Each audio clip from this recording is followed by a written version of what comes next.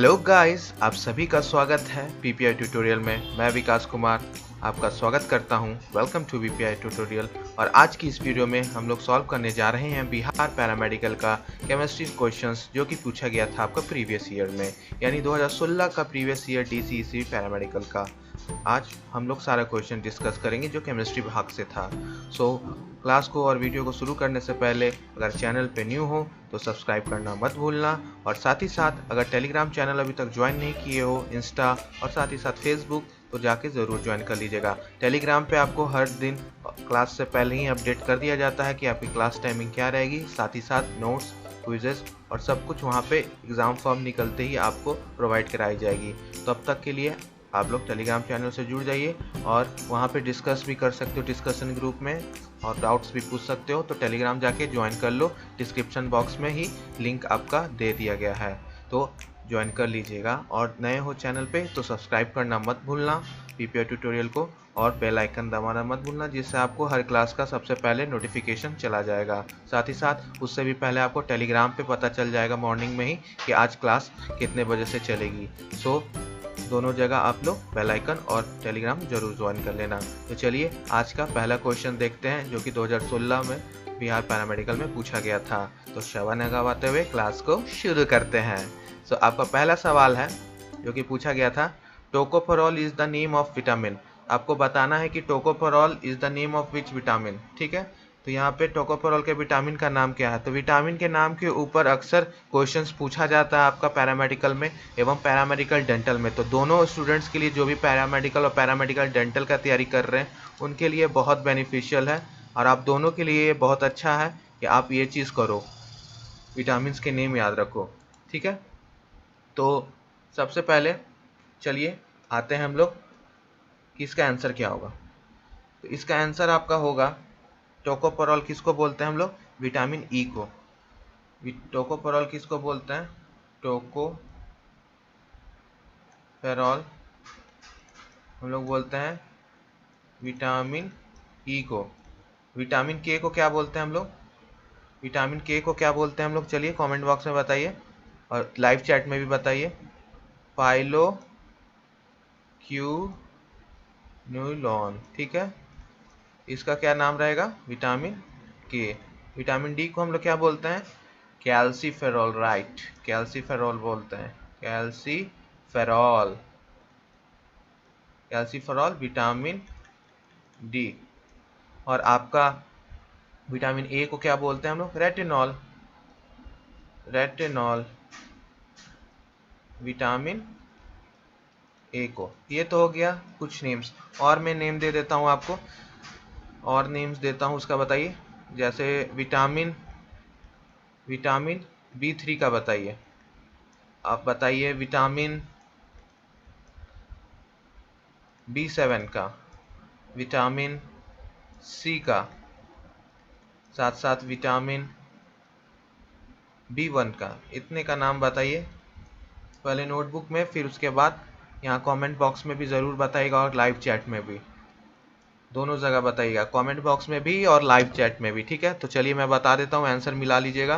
तो सबसे पहले विटामिन B3 का, विटामिन B3 को हम लोग क्या बोलते हैं, नियासिन, नियासिन। ठीक है, विटामिन B7 को क्या बोलते हैं, बायोटिन, बायोटिन। ये हमारे हेयर्स के लिए बहुत ज़रूरी है हमारे हेयर फॉल्स इसके कमी की वजह से स्टार्ट हो जाते हैं। ठीक है, तो हम लोग जो भी हेयर वाला लेते हैं रेजिस्टेंस जिससे हेयर फॉल रुके, तो उसमें बायोटिन होता है एक्स्ट्रा प्रेजेंट। ठीक है, विटामिन सी, इसके बिना हमारा इम्यूनिटी सिस्टम काम नहीं करेगा, यानी एस्कॉर्बिक एसिड। ये सारे आपके सिट्रिक फ्रूट, खट्टे फ्रूट्स में लाइक लेमन, लेमन्स में होता है। ठीक है, जितने भी खट्टे हैं, लेमन्स, ऑरेंजेस, तो ये हमें रोज़ लेने चाहिए, good for our immunity. And vitamin B1 या थायामीन, थायामीन, और भी बहुत होते हैं, सारे का आपको याद होना चाहिए। जितने भी विटामिन्स हैं, जितने भी विटामिन हैं, सबका आपको नेम, केमिकल नेम याद होना चाहिए। ये आपका होमवर्क है, आज आपको याद हो जाना चाहिए। ठीक है, और ये हमेशा पूछता है प्रश्न विटामिन के ऊपर, तो आपको विटामिन अच्छे से याद होने चाहिए। ठीक है, तो ये था आपका पहला प्रश्न। चलिए अब दूसरा प्रश्न के ऊपर चलते हैं। दूसरा प्रश्न आपसे पूछ रहा है कि in which method the ore is heated with N2। ठीक है, Bayer's methods, Hall methods, Serpeck method या हुप मेथड। तो आपको बताना है इसमें से Bayer method, Hall method, Serpeck method और हुप मेथड। ठीक है, तो ये आपको बताना है करेक्ट आंसर क्या होगा। कमेंट बॉक्स में दीजिए, उसके बाद मैं आपको जो आंसर रहेगा उसका डिटेल रिएक्शंस मैकेनिज्म पूरा एक्सप्लेन करूंगा। ठीक है, तो नेक्स्ट क्वेश्चन जो हम लोग देख रहे थे कि इसमें बेयर्स मेथड होगा कि हॉल्स मेथड होगा कि स्पियर्क मेथड होगा कि हुप मेथड होगा। ठीक है, तो Bayer's method, Hall's method, spear method और हुप मेथड, तो ये क्या है आपका? ये आपका है आपका एल्यूमिनियम जो रहता है ना, एल्यूमिनियम, उसका हम लोग ओर्स का एल्यूमिनियम निकालने के लिए जो प्रोसेसेस का इस्तेमाल करते हैं उसका यहाँ पे वर्णन किया गया है। ठीक है, तो जो भी एल्यूमिनियम्स निकालने में जो भी प्रोसेस का यूज होता है एक्सट्रैक्शंस करने में, वो प्रोसेस का है। तो उसमें एक पॉइंट आता है कि जहाँ पे हम लोग N2 के साथ ओर को हीट करते हैं। ठीक है, तो ओर को हीट करने के लिए क्या करना पड़ता है, तो वो स्टेप इसी में से कोई है और ये सारा स्टेप एल्यूमिनियम में आता है। तो सबसे पहले हम लोग एक्सट्रैक्शन करने के लिए बेयर्स मेथड का इस्तेमाल करते हैं। तो बेयर्स मेथड क्या है, यानी पहला वाला बेयर्स विधि क्या है, तो बेयर प्रोसेस क्या है, विधि मेथड जो भी कहिए। तो बेयर विधि में क्या होता है, आपका एक्सट्रैक्शन कराते हैं हम लोग। ठीक है, तो इलेक्ट्रोलिटिक रिडक्शन होता है एनहाइड्रस Al2O3 का। ठीक है, by Hall and Heroult processes इसका। ठीक है, और प्यूरिफिकेशन किस में करते हैं हम लोग, इसमें इसमें प्यूरिफिकेशन करते हैं ओर का। ठीक है, दूसरा प्रोसेस आ जाता है आपका Al2 को हॉल और हेरलॉट प्रोसेस से हम लोग उसको रिडक्शन करते हैं। और जो तीसरा स्टेप होता है, ये step number 1, step number 2, step number 3, तीसरा स्टेप होता है प्यूरिफिकेशन का। जो लास्ट स्टेप का प्यूरिफिकेशन होता है इम्प्योर एल्यूमिनियम का, उसको हुप, HOOPE, हुप्स मेथड से हम लोग इम्प्योर को ठीक करते हैं। तो इसी के बीच में आपका स्पियर्क मेथड आता है, इसी के बीच में स्पियर्क मेथड एक आता है, स्पार्क मेथड, स्पियर्क मेथड बोलिए या स्पर्पेक मेथड बोलिए। तो स्पर्पेक मेथड में क्या होता है आपका, ये प्रोसेस है जिसमें हम लोग प्यूरिफिकेशन करते हैं बॉक्साइड ओर का, जो कंटेन्स करता है Si2 as a main impurity. उसमें मेन अशुद्धि के रूप में Si2 रहता है। ठीक है, बॉक्साइड ओर में। और इसमें पाउडर ओर किया जाता है, पाउडर्ड कोक डाला जाता है, यानी पाउडर कोक डाला जाता है इसमें। साथ ही साथ मिक्सचर्स बनाया जाता है और इसको 1800 डिग्री टेम्परेचर पर, 1800 डिग्री सेल्सियस टेम्परेचर पर इसको गर्म किया जाता है नाइट्रोजन गैस के साथ, विथ नाइट्रोजन गैस। ठीक है, और ऑक्साइड बॉक्साइड और क्या है, Al2O3.2H2O। इतना प्रोसेस रहता है, इतना प्रोसेस रहता है। ठीक है, तो क्या बनाता है आपका Al(N), ठीक है, प्लस 3CO प्लस 2H2O। तो इतना प्रोसेस बनाता है और इस विधि में आपका ये क्या होता है, स्पियर्क मेथड में आपका निकालते हैं हम लोग AlOH3, मतलब प्यूरिफाइड करते हैं, एल्यूमिनियम नाइट्रेट बनाते हैं आगे चल के। तो इसका मैं पूरा एक बना के लिस्ट भेज दूंगा टेलीग्राम ग्रुप में कि किस तरह से होता है। हो सकता है आपकी कन्फ्यूजन हो इसमें, क्योंकि इस मेथड्स पूरा अच्छे से समझना है। ठीक है, तो एक बार रुकिए, हम फिर से वाला मेथड जो लास्ट सरपेक मेथड विधि है उसको अच्छे से एक्सप्लेन कर देता हूँ। बहुत कोई को नहीं समझ में आया होगा मे बी, इसलिए हम अच्छे से एक्सप्लेन कर देते हैं। देखिए सबसे पहले क्या होता है, ये मेथड करेक्ट आंसर आपका सी है। कैसे, तो इसी में आपका N2 के साथ किया जाता है। तो सबसे पहले एल्यूमिनियम का जो और रहता है बॉक्साइड, उसको ले लिए, ये फार्मूला है, प्लस उसमें कार्बन कोक डाल दिए, प्लस उसमें नाइट्रोजन गैस। तो क्या बनाया आपका रिजल्ट क्या बना, 1800 डिग्री टेम्परेचर देने के बाद रिजल्ट क्या बनाया आपका, 2Al(N) plus 3 carbon monoxide plus 2H2O। ये तो हो गया आपका पहला। तो ये क्या बना आपको, इसको क्या बोलेंगे हम लोग, इसको बोलेंगे हम लोग aluminium nitride, aluminium nitride, DE होगा। ठीक है, तो अब नाइट्राइड को हाइड्रोलाइज करते हैं further with water to get precipitate AlOH3, इसको चाहिए। तो 2Al(N) को हम लोग 6H2O के साथ कराएंगे, तो 2 अमोनिया अमोनिया बनेगा, यानी 2NH3, यहाँ फिर से सांप से लिख रहे हैं, प्लस AlOH3, ठीक है। तो ये आपका बनेगा, ठीक है। तो जो प्रेसिपिटेट होगा उसको निकाल देंगे और सिलिका जो प्रेजेंट होगा उसमें वो सिलिकॉन डाइऑक्साइड यानी सिलिका से निकल जाएगा। तो आगे क्या होगा, SiO2 प्लस 2 कार्बन, तो Si और 2CO बन जाएगा। तो प्रेसिपिटेट जो निकला उसको फिल्टर, वॉश और ड्राई करके हटा देंगे। सिलिका जो प्रेजेंट होगा अशुद्धि के रूप में उसको बॉक्साइड्स को रिड्यूस करके हम लोग SI में निकाल देंगे विथ हाई टेम्परेचर, तो अलग से रिमूव हो जाएगा।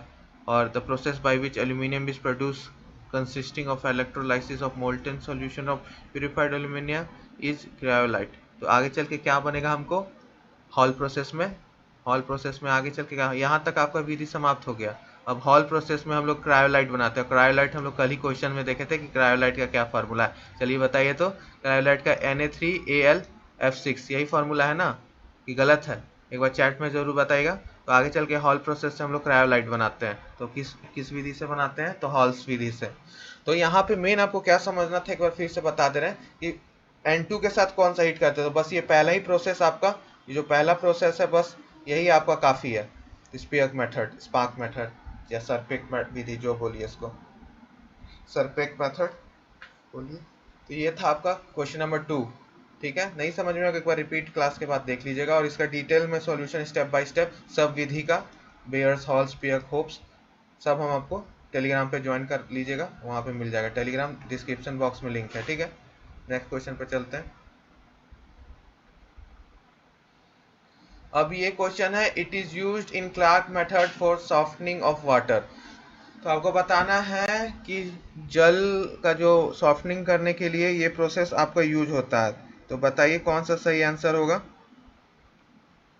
आपको बताना है कि permuted process, calcium hydroxide, sodium carbonate या मैग्नीशियम क्लोराइड, कौन सा इसमें करेक्ट आंसर होगा कि इसमें हम लोग विधि में इसको यूज करते हैं सॉफ्टनिंग करने के लिए वाटर का। तो ये सवाल आपका पता है कहाँ से आया है, हार्डनेस ऑफ वाटर के ऊपर आया है। कहाँ से आया है, हार्डनेस ऑफ वाटर के ऊपर आया है।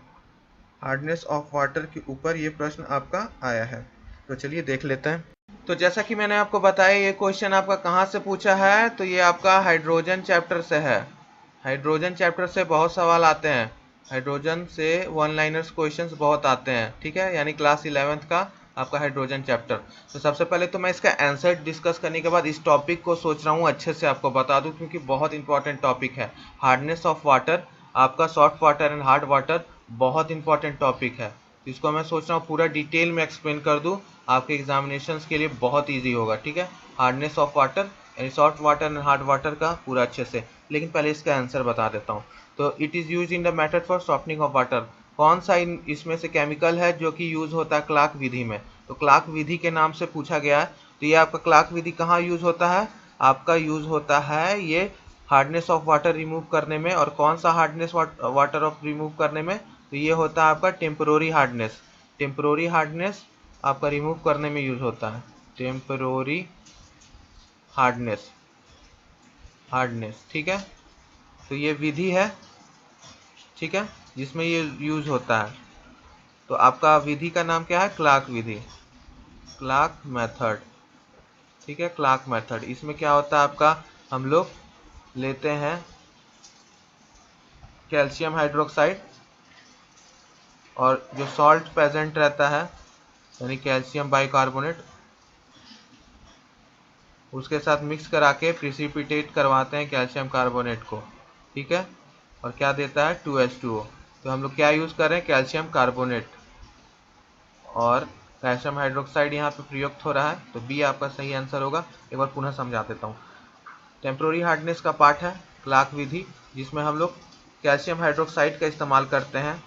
और कैल्शियम हाइड्रोक्साइड को यानी इस क्विक लाइम को हम लोग इस मात्रा में मिलाते हैं कि आपका जो साल्ट प्रेजेंट हो, चाहे वो मैग्नीशियम का हो साल्ट या कैल्शियम का साल्ट हो, तो उसको हम लोग इस तरह से मिलाते हैं कि आपको कैल्शियम कार्बोनेट का प्रिसिपिटेट मिले और आपका हार्डनेस ख़त्म हो जाए। तो ये तरीका है, ठीक है। तो इस प्रोसेस में बूझे चूना को यानी स्लेकेट लाइम को कठोर जल में हार्ड वाटर में मिला दिया जाता है, जिससे कैल्शियम कार्बोनेट यानी कैल्शियम कार्बोनेट और मैग्नीशियम हाइड्रोक्साइड का प्रिसिपिटेट हो जाता है। ठीक है, ये आपका हो गया पूरा डिटेल एक्सप्लेनेशन इस क्वेश्चंस का। आगे चलिए इसको हम लोग पूरा डिटेल में देखते हैं। ठीक है, इसको डिटेल में अभी देख लेते हैं हम लोग। तो सबसे पहले देख लेते हैं कि सॉफ्ट वाटर क्या होता है। अब ये क्वेश्चंस का मैं पूरा थ्योरी बता रहा हूँ। सॉफ्ट वाटर क्या होता है, ठीक है। मृदु जल क्या होता है, तो वह वाटर जो सॉफ्ट या आसानी से सोप के और सर्फ के साथ, डिटर्जेंट्स के साथ झाग दे दे, उसे हम लोग सॉफ्ट वाटर बोलते हैं। एक बार पुनः बता रहा हूँ, वो वाटर जो भी सॉफ्ट और डिटर्जेंट्स के साथ आसानी से झाग दे दे, स्कम्प बना दे, झाग दे दे, उसे हम लोग क्या बोलते हैं, सॉफ्ट वाटर। हार्ड वाटर क्या होता है, वह पानी जो ना दे पाए झाग, उसको हम लोग हार्ड वाटर बोलते हैं। ठीक है, तो उसको हम लोग हार्ड वाटर बोलते हैं। और कितने टाइप के होते हैं आपके, 2 टाइप्स के होते हैं। 2 types of hardness of water. यहाँ हार्डनेस का बात कर रहे हैं, हार्डनेस ऑफ वाटर। 2 टाइप के कठोर जल होते हैं। पहला टेम्परोरी, जो अस्थाई कठोरता हो, टेम्परोरी हार्डनेस। और दूसरा आपका परमानेंट हार्डनेस। ठीक है, टेम्परोरी हार्डनेस में हम लोग पहला विधि बॉइलिंग से करते हैं, यानी बॉइलिंग करके हार्डनेस को मिटाते हैं। ठीक है, जो कि हम लोग घर में भी करते हैं। जब भी पानी को गर्म करते हैं तो उसमें से प्रिसिपिटेट हो जाता है वाइट कलर का, तो वो हो गया हमारा बॉइलिंग। और दूसरा हो गया आपका क्लार्क विधि, जो अभी तुरंत किए, क्लार्क्स विधि, क्लार्क्स मेथड। इसमें हम लोग क्या लेते हैं, CaOH2, कैल्शियम हाइड्रोक्साइड, जो इसका आंसर था। ठीक है, दूसरा होता है परमानेंट हार्डनेस। परमानेंट हार्डनेस में सबसे पहला विधि है आपका वॉशिंग सोडा के साथ ट्रीटमेंट। वॉशिंग सोडा यानी सोडियम कार्बोनेट, Na2CO3, जो इसका ऑप्शन था। ये क्या आपका परमानेंट हार्डनेस का पहला विधि। दूसरा विधि क्या है परमानेंट हार्डनेस में, कैलगन विधि यानी कैलगन मेथड। ठीक है, कैलगन मिला के हम लोग करते हैं। तीसरा आपका क्या है, आयन एक्सचेंज करके मेथड करते हैं।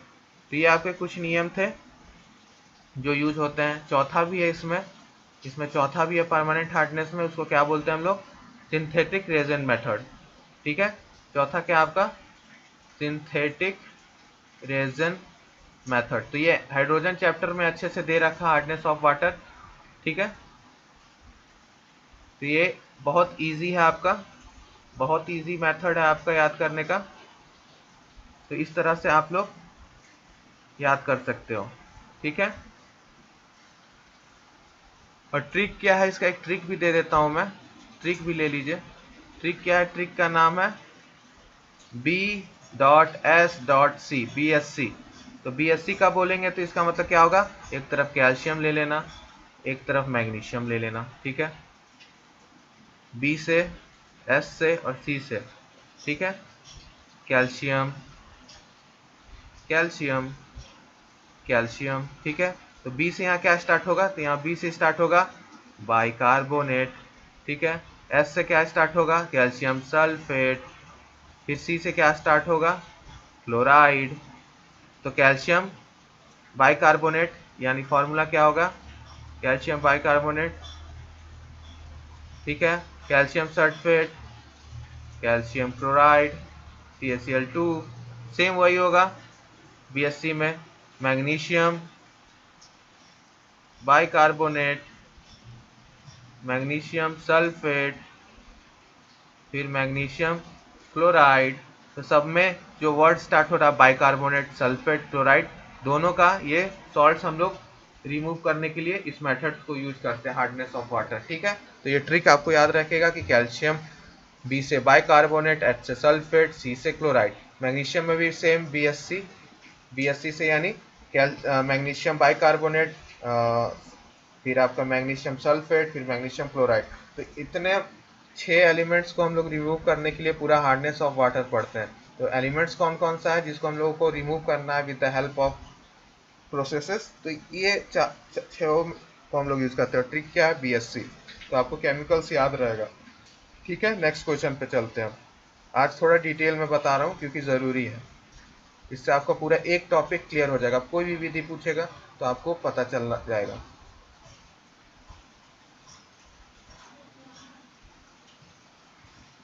अब ये आपका क्वेश्चन है कि this method does not show allotropy. ठीक है, तो ये मेथड आपको अल्ट्रोपी नहीं शो करता है, तो इसका करेक्ट आंसर क्या होगा? जल्दी बताइए, इसका करेक्ट आंसर क्या होगा? सब कोई कमेंट में बताइए, मैं देख रहा हूँ सभी का आंसर। करेक्ट आंसर क्या होगा इसका, जल्दी बताइए।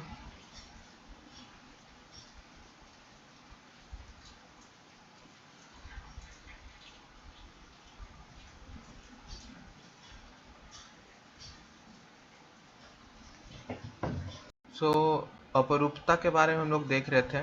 तो अपरूपता क्या होता है कि जो तत्व एक से अधिक रूप में उपस्थित होता है उसे हम लोग अपरूपता यानी अलोट्रॉपी बोलते हैं।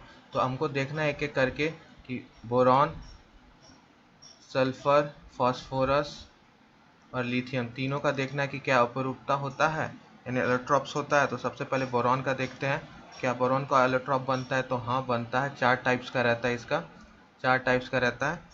सबसे पहले हम लोग क्या बोलते हैं इसको? मेजर, मतलब 4 टाइप का होता है, और भी रहता है। मेजर 4 टाइप का है, ठीक है, मुख्यतः 4 टाइप का होता है, और भी रहते हैं। तो अल्फा रोम्बो हेड्रल, ठीक है, इसी में बीटा रोम्बोहेड्रल, रोम्बोहेड्रल आपका, फिर आपका गामा ऑर्थो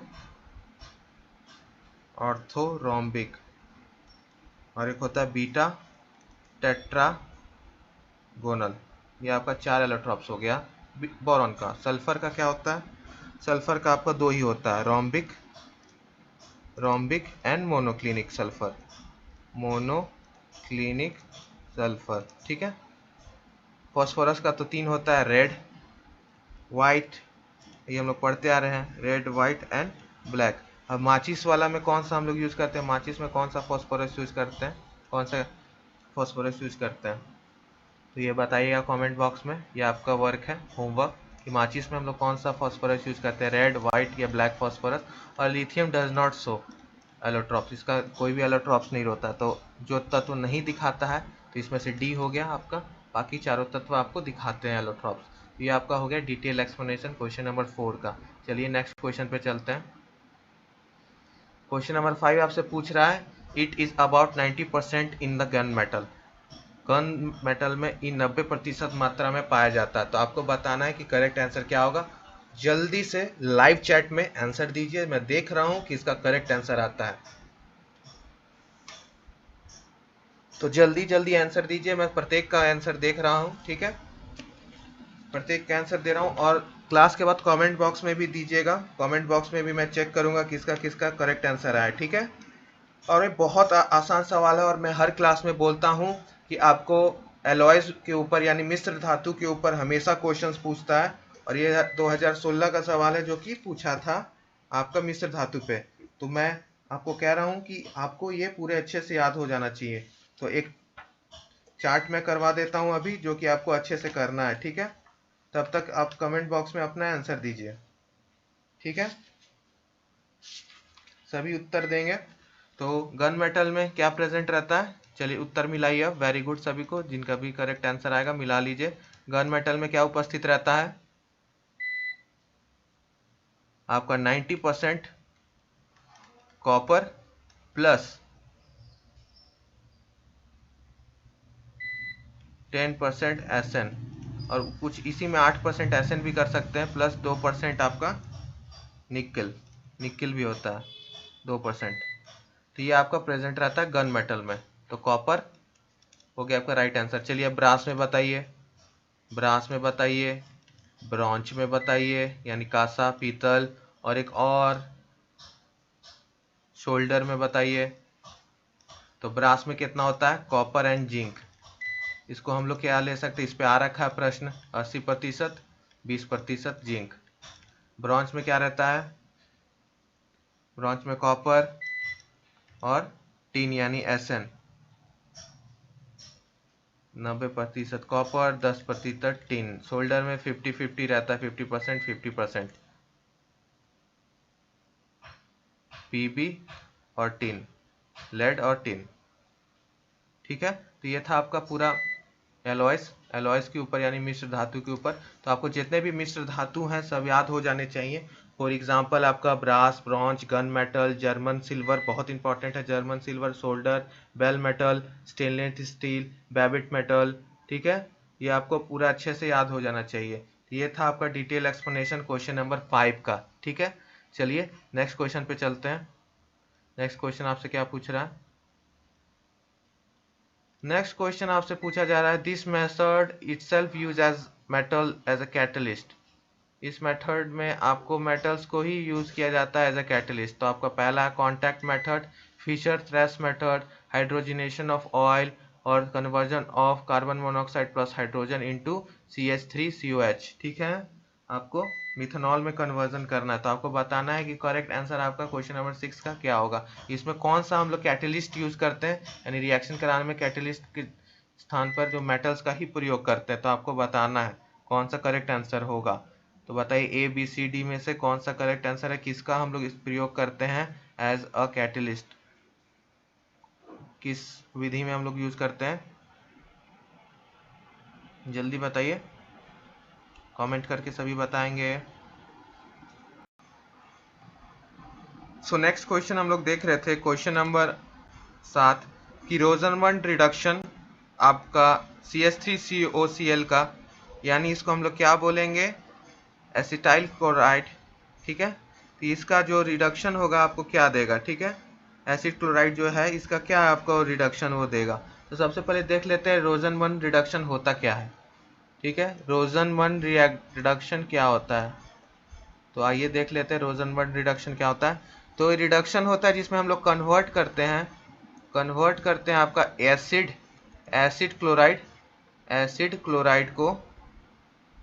क्लोराइड को उसके कॉरस्पॉन्डिंग एल्डिहाइड में, ठीक है, CHO ग्रुप में कन्वर्ट करते हैं। किस चीज़ को? इस चीज़ को, कार्बन के ऊपर जो डबल बॉन्ड रहता होगा Cl का, इसको। ठीक है, तो ये आपका करने के लिए हम कैटलिस्ट यूज करते हैं। इसमें नेम रिएक्शन है, ये स्पेशल नेम रिएक्शन है। तो नेम रिएक्शन आपका ऑर्गेनिक केमिस्ट्री से सवाल है, बहुत इंपॉर्टेंट होता है। लिंडलर कैटलिस्ट का प्रयोग करते हैं। ठीक है, तो रिएक्शंस कैसे होता है, एक आइए फ्रेश इरेज कर रहा हूँ, फ्रेश देखते हैं हम लोग। नीचे यहाँ पे देखते हैं, तो मान के चलिए आपको दे रखा है CH3C डबल बॉन्ड OCl, ये आपका एक एसिड क्लोराइड है। ठीक है, इसमें हम लोग ये लिंडलर कैटलिस्ट यानी लिंडलर कैटलिस्ट में क्या होता है, H2PD/BSO4। तो इतना हम लोग डालें, यानी H2PD/BaSO4। ठीक है, तो आपका क्या बना, CH3C डबल बॉन्ड OH, और आपका बाई प्रोडक्ट क्या बना, HCl। ठीक है, तो आपका क्या बना, ये प्रोडक्ट बना यानी एल्डिहाइड। क्या था आपका आंसर, ये एसिटल्डिहाइड। तो आपका एसिटल्डिहाइड आपका बना। तो इसको हम लोग इस तरह से करेंगे। अब आइए लास्ट क्वेश्चन देख लेते हैं। सारा नेम रिएक्शंस आपको करना है माय डियर स्टूडेंट्स, सारा नेम रिएक्शंस आपको करना है जितने भी दे रखा है, और इसका मैं आगे चल के वीडियो भी लाऊंगा। ठीक है, इस पे नेम रिएक्शंस पे स्पेशल 2 से 3 वीडियोस आएगा, जिसमें सिर्फ 1-1 घंटा का पूरा मैं लेके क्लासेस लेके आपका, चाहे क्लास लेके लाइव चाहे वीडियो लेके आपको पूरा ख़त्म करा दूंगा। ज़्यादा ज़रूरी है क्लास ही लूँगा, तो आप लोग प्रीमियर में आ जाइएगा, प्रीमियर करूँगा तो। और साथ ही साथ आगे चल के VVI क्वेश्चंस भी आएंगे आपके चैप्टर वाइज। तो चैप्टर वाइज आपको सारे क्वेश्चंस में लाऊंगा, और आपको सभी करने हैं केमिस्ट्री के रिगार्डिंग। सबसे पहले तो VVI यहीं से लाऊंगा, साइंस का VVI आएगा। ज़्यादा केमिस्ट्री पे मैं फोकस करूँगा, और आगे फिजिक्स केमिस्ट्री के साथ साथ बायोलॉजी पे भी फोकस करूँगा, इंग्लिश पे भी फोकस करूँगा, लेकिन पहले science paramedical and paramedical dental का। और जो भी ऐसे नए देख रहे हैं तो प्लेलिस्ट में जाके देखिएगा, प्लेलिस्ट में जाके देखिएगा, प्लेलिस्ट में मैंने ऑलरेडी सेव कर रखा है पैरामेडिकल और पैरामेडिकल डेंटल का, तो आपको प्लेलिस्ट में मिल जाएगा। प्रीवियस ईयर जितना भी अभी तक क्लासेस और वीडियोस हो रखे हैं वहाँ पे प्रीवियस ईयर्स का मैंने ऑलरेडी सेव कर रखा है, तो वो जाके आप लोग ज़रूर देख लीजिएगा। चलिए आज का अंतिम प्रश्न पे चलते हैं हम लोग, यानी क्वेश्चन नंबर 8। क्वेश्चन नंबर 8 आपसे क्या पूछ रहा है, बहुत इजी सवाल है जो कि आपका पॉलीमर्स चैप्टर से आया है, लास्ट चैप्टर क्लास 12th का पॉलीमर्स चैप्टर से आया है, क्लास 12th। और पॉलीमर्स और बायोमोलिक्यूल्स में हमेशा बोलता हूँ सबसे इंपॉर्टेंट चैप्टर्स है for paramedical and paramedical dental, ठीक है। तो what is used in hardening of natural rubber, तो वल्कनाइजेशन ऑफ रबर का वल्कनाइजेशन करने के लिए, वल्कनाइजेशन ऑफ रबर हम लोग क्या इस्तेमाल करते हैं, तो सल्फर का इस्तेमाल करते हैं। सल्फर आपका रबर को मजबूत करने के लिए डबल बॉन्ड्स, इसमें सल्फेट बॉन्ड्स बनाता है, सल्फर बॉन्ड्स बनाता है और मजबूत करता है, रबर को और इलास्टिसिटी देता है, ठीक है, तो इसको हार्ड करता है, तो रबर इसका करेक्ट आंसर होगा। और डिटेल में एक बार पॉलीमर और बायोमोलिक्यूल्स जरूर पढ़िएगा क्लास 12th का, यहाँ से एक क्वेश्चन आपका फिक्स है कि हर साल आता है फॉर इन पैरामेडिकल, ठीक है, तो ये आप ज़रूर पढ़िएगा। और आपको आज की क्लास कैसी लगी ज़रूर बताइएगा फीडबैक में, अच्छी लगी होगी तो ज़रूर बताइएगा, नहीं लगी होगी तो भी बताइएगा, कुछ कमी रह गई होगी तो वो भी बताइएगा, लेकिन कमेंट्स में ज़रूर, लाइव चैट के बाद कमेंट्स में भी ज़रूर बताइएगा आपको क्लास कैसा लगा। आपका कमेंट्स हमारे लिए बहुत वैल्यूबल है और मोटिवेशनल है, आपका कमेंट्स बहुत ज़रूरी है, तो कमेंट्स ज़रूर कीजिएगा, ठीक है। और इसी प्रकार के वीडियोस, लाइव क्लासेस और lectures regarding paramedical, polytechnic, ITI for Bihar, UP, Jharkhand, PPI tutorial को सब्सक्राइब, लाइक और शेयर जरूर कीजिएगा माय डियर स्टूडेंट्स, जितना शेयर हो सके कीजिएगा, आपके सपोर्ट की हमें बहुत ज़रूरत है। और टेलीग्राम ज्वाइन करना ना भूलिएगा, वहाँ पे आपको मैं जल्द ही 2020 का कट ऑफ जैसे ही मिलेगा मुझे वहाँ पे मैं पोस्ट कर दूंगा, तो चैनल पे बने रहिए और इसी तरह चैनल को सपोर्ट कीजिए। आपका कमेंट्स हमें बहुत अच्छा लगता है, करते रहिए कमेंट्स और मन लगा के पढ़ते रहिए। तब तक के लिए bye bye, take care and keep studying.